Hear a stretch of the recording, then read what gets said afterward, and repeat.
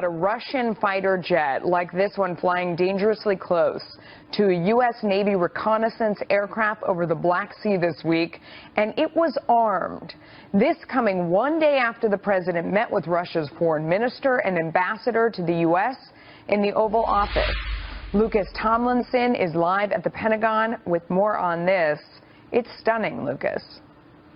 Well, it is, Melissa. That Russian jet came within 20 feet of a U.S. Navy reconnaissance plane flying in the Black Sea on Tuesday. And what's more, as you mentioned, that Russian jet was armed with 6 air-to-air missiles, making the incident much more provocative, according to defense officials here at the Pentagon, who say the incident lasted about an hour and occurred in international airspace in the Black Sea off the coast of Crimea, which the Russians annexed from Ukraine in 2014. And since then, the U.S. military has stepped up its reconnaissance flights in the region and sent more warships to the Black Sea. In February, Russian fighter jets buzzed a U.S. Navy destroyer in the Black Sea as dozens of U.S. Army tanks and hundreds of American soldiers deployed to Romania, not far away, for a training exercise. And Melissa, it's noteworthy that same U.S. destroyer the Russians buzzed in February, USS Porter, was one of the warships which launched cruise missiles into Syria last month. And moments ago, Fox News has also learned about another incident, this time in Asia. U.S. officials say a Russian Su-24 attack jet was intercepted by South Korean warplanes just 70 miles from the USS Carl Vinson strike group currently steaming in the Sea of Japan. Additionally, we have also learned a new Russian shipment of surface-to-air missiles has arrived in Syria for the advanced S-400 air defense system, doubling the number of missiles Russia has in Syria after leading a new ceasefire agreement just days ago. And Melissa, that Russian shipment arrived in Syria one day after the Russian foreign minister arrived here in Washington. And what's more, it occurred on the same day that Defense Secretary Jim Mattis traveled to Lithuania on Russia's doorstep to reassure nervous Baltic allies. Russia's President Vladimir Putin told the newly elected South Korean President Moon Jae-in that he is ready to play a constructive role in resolving North Korea's nuclear threat. Putin made the comment after Moon said the foremost task to boost cooperation between the two countries was to strengthen strategic bilateral communication to find a solution to curb North Korea's nuclear threat. Moon was cited as saying to Putin, "We hope for Russia to play a constructive role in order for North Korea to stop with its nuclear provocations and go the way of denuclearization." North Korea on Friday accusing the U.S. and South Korea of a plot to kill Supreme Leader Kim Jong-un and others among the North Korean leadership with a biochemical weapon. North Korea's Ministry of State Security in a statement calling the U.S. Central Intelligence Agency and South Korea's intelligence service, quote, hotbed of evils in the world, who crafted a, quote, hideous terrorist group it says infiltrated the North, corrupting and bribing a local resident, identified only by the last name of Kim, to carry out their vicious plot. The statement relayed through North Korean news agency KCNA, which added, "They hatched a plot of letting human scum Kim commit bomb terrorism, instructing him to use biochemical substances to kill North Korea's leadership." The statement calling the plot a, quote, pipe dream that could never succeed. Assassination by biochemical weapon? That might sound familiar. North Korean agents are accused of using VX nerve gas to murder Kim Jong-un's estranged half-brother in a Malaysian airport in February. Tensions on the North Korean peninsula have been high for weeks, with North Korea poised for a potential 6th nuclear test or a test launch of another ballistic missile in defiance of UN Security Council resolutions. The U.S. House of Representatives overwhelmingly approved to tighten sanctions on North Korea on Thursday. North Korea sending a rare letter to the U.S. Congress. North Korea state media claiming the country sent a letter to the House of Representatives over new sanctions, saying they're, quote, a heinous act against humanity. The House passed a bill last week that targets North Korea's shipping industry and use of slave labor. North Korea says it's ready to have talks with the U.S. under the right conditions. The claim is from senior Pyongyang diplomat Cho Sun-hui. It comes amid increasing international efforts to press the North over its pursuit of nuclear weapons capability. In April, President Donald Trump warned that a major conflict with Pyongyang is possible. Trump added he would prefer a diplomatic outcome to the dispute. As a controversial anti-missile shield is installed in the region, South Korea says dialogue must be used in parallel with sanctions to resolve the problem of North Korea's weapons strategy. A US aircraft carrier group is on maneuvers in the region. So far, Pyongyang has conducted 5 nuclear tests in defiance of UN and US sanctions. It says it needs such weapons to defend itself against foreign aggression. With the new Liberal commander-in-chief championing military self-defense as one of his administration's core agendas, there is growing speculation South Korea could arm itself with nuclear-powered submarines. Moon brought up the issue of self-defense last month during his campaign, telling a group of reporters that Seoul is primed to have such weapons in its arsenal. He may push to renegotiate the existing South Korea-US agreement on the civil uses of atomic energy. As of now, Seoul is only allowed to use uranium that has been enriched to contain less than 20% of the isotope U-235. And that's not enough to fuel nuclear-powered submarines. Support of such upgrade further intensified in August of 2016 when North Korea successfully test-fired a submarine-launched ballistic missile. Japan is reportedly considering acquiring Tomahawk cruise missiles to counter the increasing threats from North Korea. According to Japanese media, a proposal is currently being circulated that would have Japan procure an unspecified number of Tomahawks. If true, the purchase of these offensive cruise missiles would be a first for Japan and a major change in the country's pacifist security policy. Pyongyang has repeatedly threatened to attack Japan, but recent advances by North Korea have reportedly left Tokyo wanting the ability to not only shoot down North Korean missiles, but also to destroy them before launch. Currently, Japan maintains so-called self-defense forces only. Offensive weapons such as aircraft carriers and cruise missiles are prohibited as a matter of policy. Japan right now does not have long-range weapons that could cross the Sea of Japan and preemptively destroy threats from North Korea. The U.S. is reportedly finalizing arms deals worth over $100 billion with Saudi Arabia. Media quoted unnamed White House officials as saying that the deals cover sales of arms and ships as well as maintenance services. The sources said the deals are part of a $300 billion package to boost Saudi military capabilities in 10 years. The officials said signing of the contracts is part of the agenda of the U.S. president's visit to Saudi Arabia next week. Riyadh has been importing tens of billions of dollars of arms from the U.S. over the past years.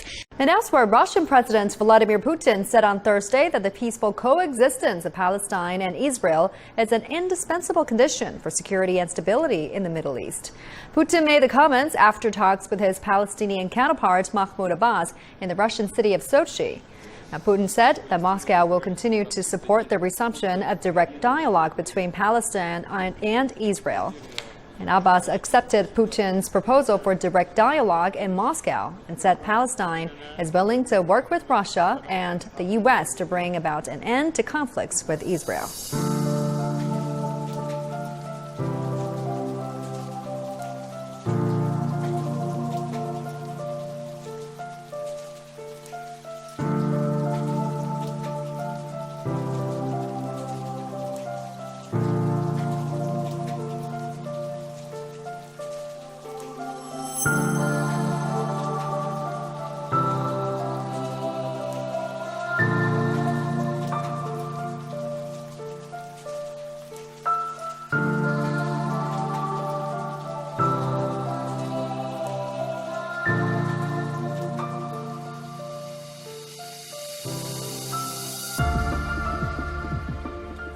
Officials say at least 25 people have died in a bombing which appeared to target the deputy chairman of the Pakistan Senate.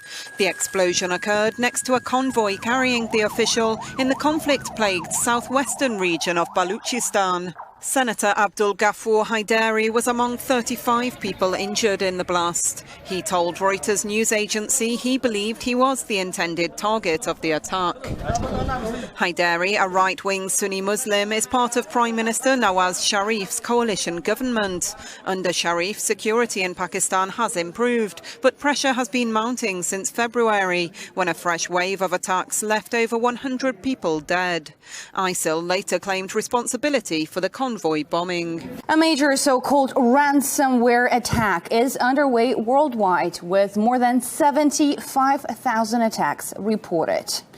Now, this particular map right here shows where the attacks are taking place, with 99 countries now affected by this virus. That's according to security software company Avast. The malware displays a screen demanding $300 and the cyber currency Bitcoin from the owners of the affected computers. In the UK, it's targeted state-run hospitals, and companies from the USA, Spain and Portugal were also hacked during this attack. A number of NHS organizations have reported to NHS Digital that they have been affected by a ransomware attack. NHS Digital is working closely with the National Cybersecurity Centre, the Department of Health and NHS England to support affected organizations and ensure patient safety is protected. Like many other companies, FedEx is experiencing interference with some of our Windows-based systems caused by malware. We're implementing remediation steps as quickly as possible. This is absolutely unprecedented, and it does seem to have a lot of people spooked. The National Security Services, they sent a very technical report advising people the usual precautions, but also not to give in or pay any of the ransoms. There have been tweets by the thousands all day from people saying that they were employees in these particular companies, all major companies including banks, who've later categorically denied it, but the employees sent out a lot of unconfirmed reports saying that the attack was actually quite massive. It's fair to say this has been a calamitous few weeks for the German Defense Ministry and for the Bundeswehr as a whole. This latest revelation that's come out, it was told to the press this week that back in February a tank was broken into as it was stationed in Munster, and from there 2 assault rifles, 1 pistol, 1 flare gun, 2 magazines without ammunition, 2 radio devices and 1 set of binoculars were taken. Well, this is the latest scandal, as I say. I think the Defence Ministry might have said, well, there's so much else going on, we might as well put this news out, considering it happened back in February. That's because the German Defence Ministry and the Bundeswehr are wrapped up in one of their biggest scandals to date at the moment. This revolves around the German soldier, the senior lieutenant Franco Albrecht, who was arrested after it was claimed he disguised himself as a refugee, in fact came to live here in a refugee centre in the Bavarian town I'm in, passing himself off as that with the intention of carrying out a terrorist attack and laying the blame for that at the door of those who've come to the country seeking asylum.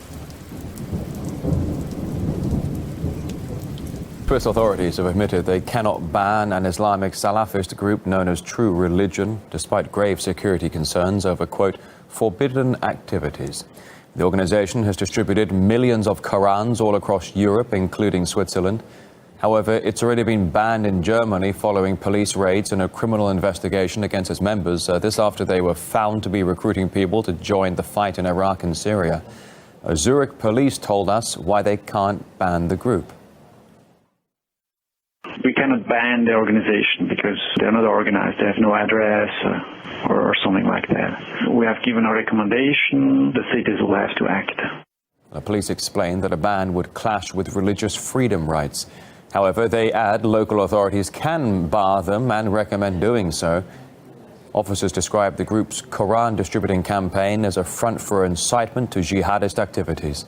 Immigration and Customs Enforcement's most recent anti-gang operation has ended with more than 1,300 people arrested across the country. ICE calls it the largest gang roundup in its investigative branch's history. The 6-week operation was led by ICE's Homeland Security Investigations Unit and included federal, state, and local law enforcement. Of the 1,378 total arrests, about 1,100 were either members of or affiliated with a gang. Targeted gangs include the Bloods, the Crips, the Sureños, and MS-13. The last one is a gang from El Salvador Salvador that has more than 10,000 active members in the U.S. alone.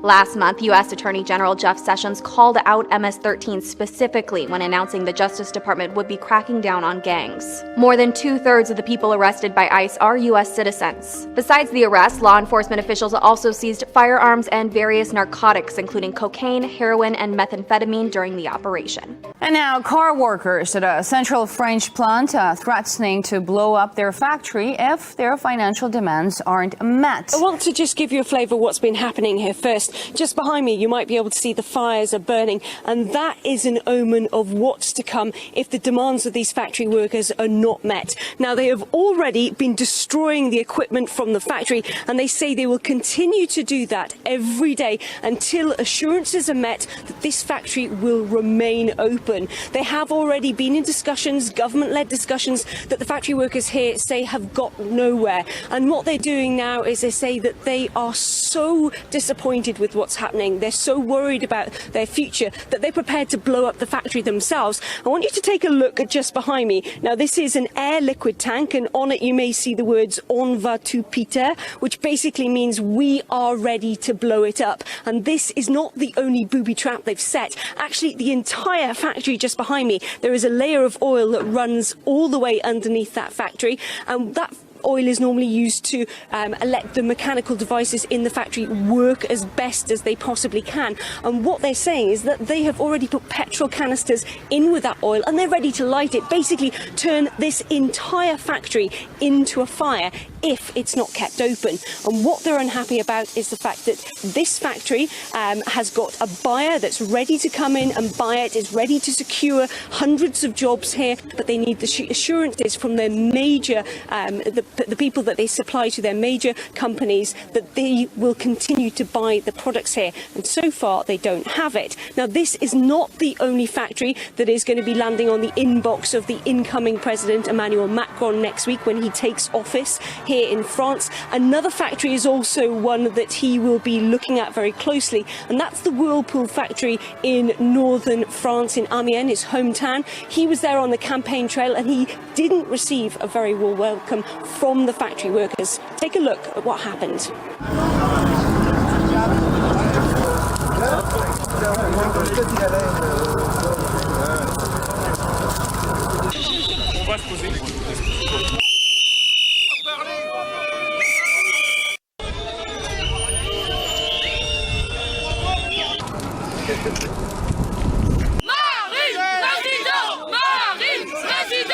Clashes between police and protesters are growing increasingly common in Venezuela, but on Friday the demonstrators were a little older. Opposition leaders arranged a grandparents' march in the capital city of Caracas, encouraging elderly Venezuelans to march in protest of the country's ongoing economic crisis. The marchers were turned back by riot police, and there were reports of security services using pepper spray on demonstrators. Venezuela is currently suffering from severe shortages of food and medicine. The country's health ministry recently reported sharp increases in infant and maternal deaths, as well as a rise in diseases like malaria and diphtheria. The minister responsible for that report was sacked shortly after it was released. Venezuelan President Nicolás Maduro has blamed the marches on hostile foreign powers instead and organized counter-protest of supporters to match them. At least 39 people have died in the current wave of protests, which started 6 weeks ago. At least one person has died from the Ebola virus in the Democratic Republic of Congo, according to the World Health Organization and the country's health ministry. The last outbreak of the disease killed at least 11,300 people in West Africa. Tests on 9 people who came down with a hemorrhagic fever in the northeast of the country confirmed the presence of the virus. 3 people have died from the fever and other samples are still being tested. 6 more people remain hospitalized. This is the 8th outbreak to hit the Congo. That's more than any other country. The deadly virus was first detected in its dense tropical forests in 1976.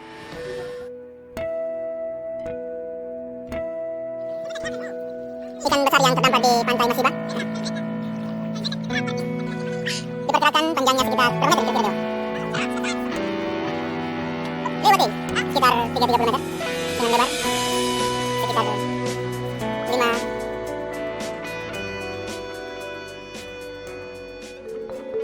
Railroads for freight trains from China to the heart of Europe. a huge warm water port in Pakistan, and a number of other major infrastructure projects across Eurasia and Africa. China's spending estimates for the new roads, railways, and ports have run into the trillions of dollars. Chinese President Xi Jinping's ambitious plan is to revive the ancient Silk Road trade routes that carried goods from east to west. 我们现在要做好这个新世纪的丝路新篇章，圆我们的中国梦。 Through the initiative labeled One Belt, One Road, China aims to build commercial links with 2/3 of the global population, hoping it will boost its own economy and expand Beijing's global influence. 4 years after the plan was announced, the Chinese government touts successes such as trains and boats reaching faraway destinations including Pakistan, Kazakhstan, and London. However, many of these routes are far from economically viable. In the Belt and Road Plan, the Belt refers to the physical overland routes, a network of highways and railways. The Road refers to the shipping routes that connect China's southeastern coast with India, Southeast Asia, Africa, and Europe, and entails building and expanding ports and industrial parks. To support its vision, Beijing has lined up a $40 billion Silk Road Fund and is also counting on the China-led Asian Infrastructure Investment Bank and the new development bank created by major emerging economies. The new Silk Road carries major geopolitical implications. The leadership that China is now taking in the overall world of development, I think, is unprecedented. China sees a historic opportunity to extend its clout at a time when U.S. President Donald Trump is rethinking trade commitments and focusing on U.S. interests. In the past 2 years, China reported pouring nearly $30 billion in direct investment into more than 50 countries.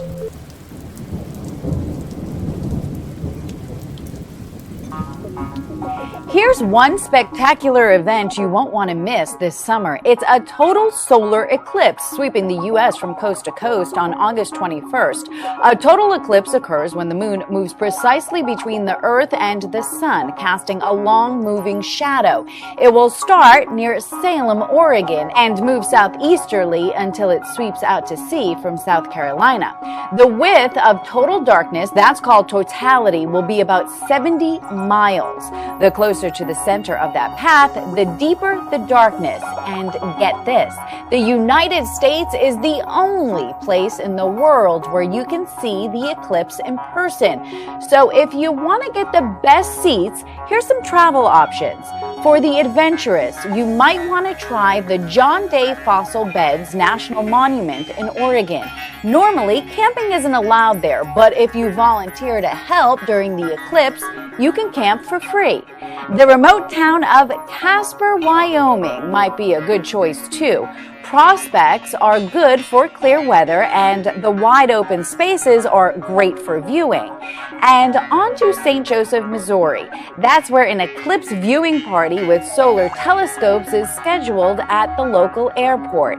In Tennessee, Nashville will be the place to be. It's the largest city completely in the path of totality.